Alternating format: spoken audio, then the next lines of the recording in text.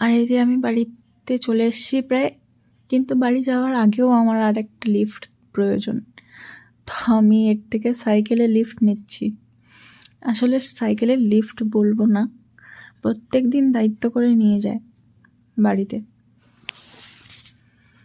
আর এর সাইকেলে চড়েই আমি বাড়িতে যাই।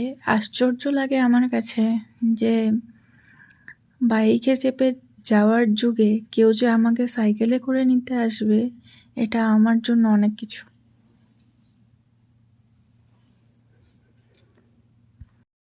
যাই হোক, পাকা পাকা কথা না বলে এখন আমরা বাড়ির পথে রওনা দিলাম। এই কিছুক্ষণ মাত্র, আগের দিনও বানিয়েছিলাম ভিডিও, আর আজকেও বানালাম কিছুটা। ভিডিও বানানোর সময় এই যে কিছুটা স্পিড বাড়িয়ে দিলে কীরকম ভিডিওটা হয়ে যায়, তাই না? বেমানান। এই দেখো আমি এমনভাবে সাইকেলে বাড়ি যাচ্ছি, ভাবতে অবাক লাগছে। কিছু করার নেই, একদিন আমি সাইকেল চালাতাম, কিন্তু আজ আমি কারো সাইকেলে চড়ে বাড়ি যাচ্ছি। আগে মামারা নিয়ে যেত, এখন এ নিয়ে যাচ্ছে। মানে আমি সুখেই আছি, ভালোই আছি বলতে পারো। দাঁড়ো, এই ভূতটাকে দেখবে? এই ভূতটা কেমন, এই দেখো। প্রচুর ঘেমে গেছে, প্রচুর গরম পড়েছে।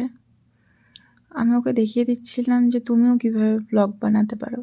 আমাকে জিজ্ঞেস করছিল যে তুমি কি ব্লগ বানাচ্ছ, নড়াচড়া করো না, ভালো করে ধরে বসো। আর আমি ব্লগ বানাচ্ছিলাম দিব্যি, আমার মোটেও ভয় লাগছিল না।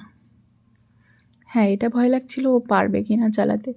অবশেষে সে পেরেছে। আর আমার কাছে দেখছিল যে কিভাবে ভিডিওটা করা যায়, মানে সেও প্ল্যান করছিল যে কিভাবে ভিডিওটা করবে। আসলে তার মুখে তো কোনো লাইট পড়ছে না, তো ওকে ভূতের মতোই লাগছে দেখতে। আমি আবার বললাম একটু পোজ দিয়ে দাঁড়াও, তোমার ভিডিওটা বানাই। সে আবার পোজ দিয়ে দাঁড়িয়েছে ভিডিওটা বানানোর জন্য। এই দেখো, একটা নীল ভূত।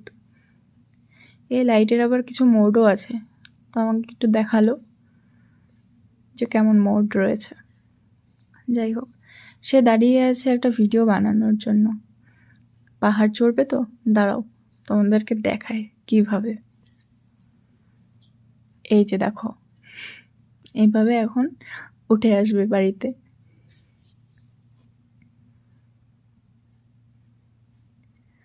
ভিডিওটা এই অবধি, টাটা, দেখা হবে নেক্সট ভিডিওতে। আর ভিডিওটা বানাবো না, আর কি বা বানাবো, বাড়িতে তো পৌঁছেই গেছি। Bye bye.